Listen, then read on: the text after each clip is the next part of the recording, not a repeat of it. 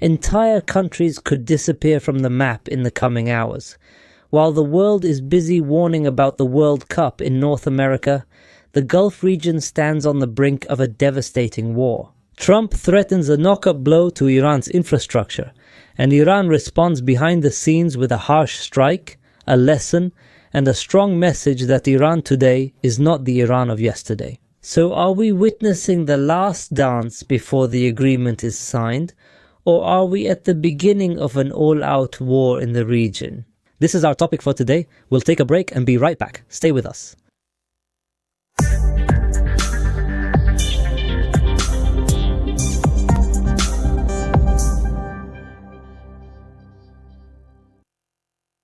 Dear viewers, peace be upon you and God's mercy and blessings.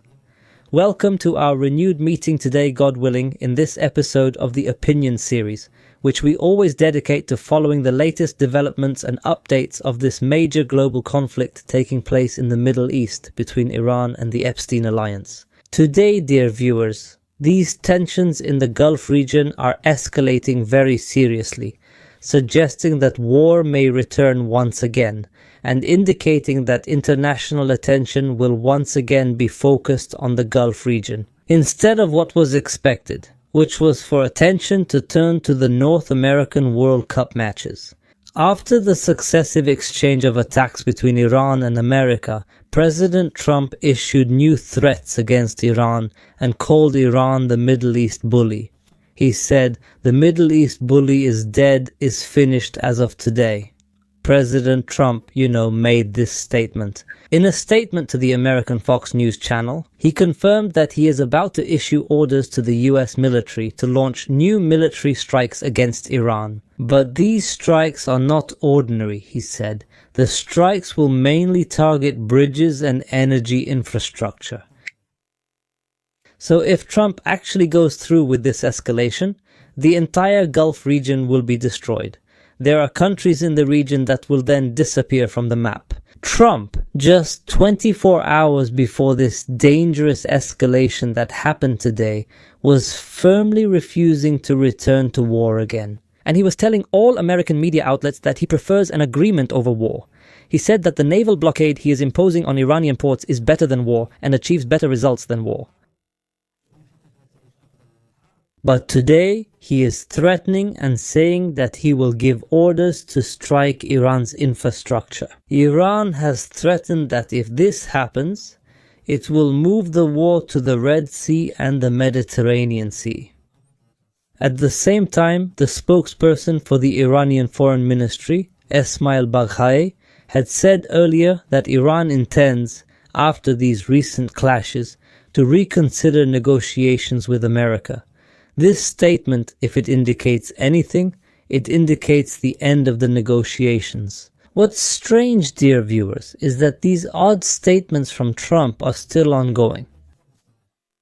After he used to say that he had completely eliminated the Iranian Air Force and Navy, and that Iran now has a very small number of soldiers and so on, today this series of claims continues. Trump said that the Iranian army is now in a state of confusion and collapse, and that this army no longer exists at all today, just like the Air Force and Navy.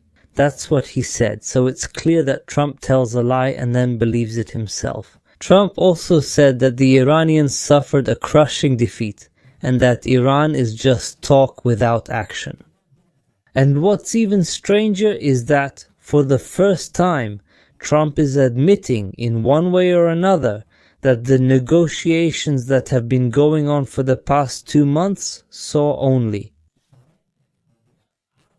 very limited progress.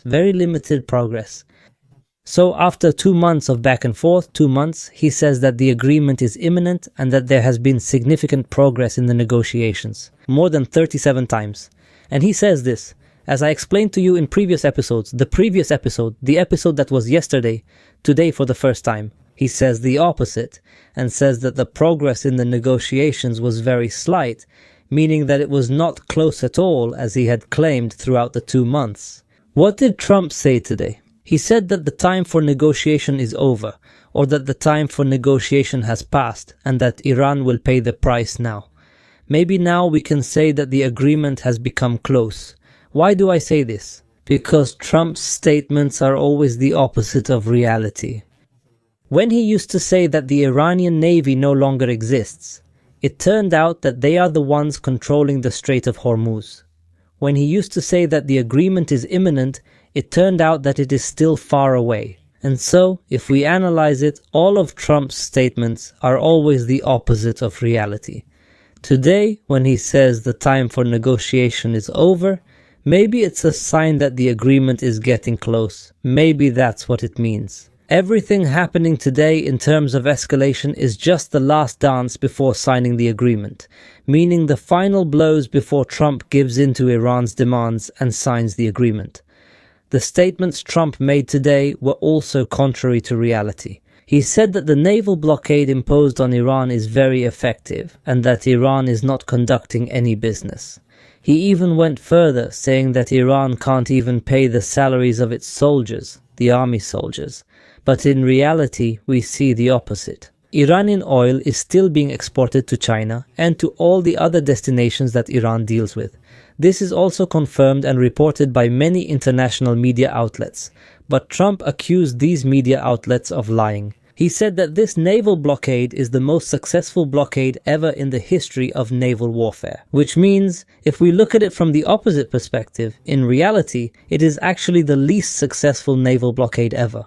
And we also find this in the rest of the statements that were made today as well. For example, Trump said that he is not satisfied with the pace of the negotiations, considering that Iran is the one deliberately delaying reaching an agreement. And in fact, we also find the opposite. Trump was the one who was deliberately delaying the signing of the agreement for 2 months. I mean, very often. Iran used to respond positively to the draft agreement. Then America would come and make other changes to the terms of the agreement. So, Trump always says the opposite of what is actually happening. The spokesperson for the Iranian Foreign Ministry, Esmail Baghai, confirmed this today. He said that unfortunately, America is harming the diplomatic process through these contradictory messages and through the repeated changes in positions, demands, and the terms of the agreement. He said, in addition to that, this repeated violation of the ceasefire, so he said that Iran will reconsider the future of the negotiations. Baghai said something very important that everyone must be convinced of. He said that Iran's interests and national security will be defended by Iran with all its strength, whether through diplomacy or military force. He said that the Iranian armed forces will respond firmly to the enemy whenever necessary, and that the events of the past year have proven that the Iranian army does not hesitate to defend this homeland. It is a strong message that firmly confirms that Iran will not submit, will not surrender, and will never kneel, neither diplomatically nor militarily. Anyone waiting for the fall of Iran or for Iran to kneel does not know the Iranians at all. I have said it repeatedly, Iranians will not submit, even if it means destroying the entire region. This means that the price of the fall of the Iranian regime or the price of the Iranian regime kneeling is a very high one. Neither America nor the countries of the region will be able to bear the burden of this price, because what will the price be? Total destruction of the region and its people. Pay close attention. The longer this conflict lasts, the more Iran imposes new equations in the region. Iran has reached levels that cannot be deterred at all today. Today, the Speaker of the Iranian Parliament, Mohammad Ghalibaf, said something very important that everyone should pay attention to and take into consideration. What did he say?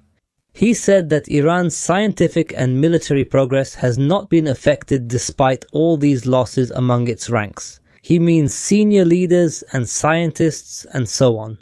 Pay close attention to how a large number of leaders and scientists have been assassinated over decades. Despite that, scientific and intellectual progress in Iran continue to develop tremendously. Iran has reached very high levels in this regard, in all fields, whether civilian or military. And let's not forget that there was a blockade, there were sanctions. Some Arab countries can't even handle 20% of the sanctions imposed on Iran. If one of these Arab countries had suffered the hardships that Iran has endured over the past decades, it would have completely collapsed. That's why Iran truly gives very strong lessons in resilience in facing difficulties, so it doesn't give in and continues to preserve its true sovereignty. And this can't be achieved unless you have an authentic, educated and aware people like the Iranian people. Because as you can see today, this confrontation in this conflict is not easy. Confrontation has a price, and this price is paid by the people, said Kalibaf. He said that what happened recently is very similar to the difficult days that Iran experienced during the Islamic Revolution, which was in those times. Those were very difficult days because of the political assassinations and because of the Iran-Iraq war that happened, and the country was exhausted internally, said Labaf. He said that despite all that, Iran continued to progress and develop. He said that the path to victory goes through resistance, sacrifice, and the strength of faith. And this is a fact. There must be sacrifice. There is no success without sacrifice. Anyone who wants success and change must be willing to sacrifice. Therefore, today, dear viewers, this escalation that the region is witnessing is actually in Iran's favor. Iran is the one leading the region into this escalation, especially at this time when the world is preparing and America is preparing to host the Football World Cup. Iran believes that this situation cannot remain as it is, with stagnation in the region, neither at war nor at peace. And this was also acknowledged today by the Iranian president.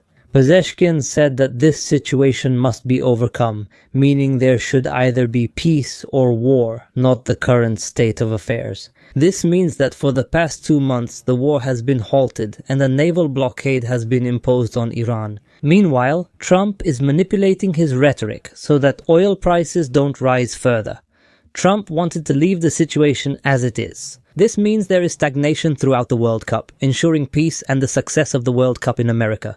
And when the World Cup ends, he returns again to escalation and to war. But Iran became aware of this plan and therefore took escalatory steps.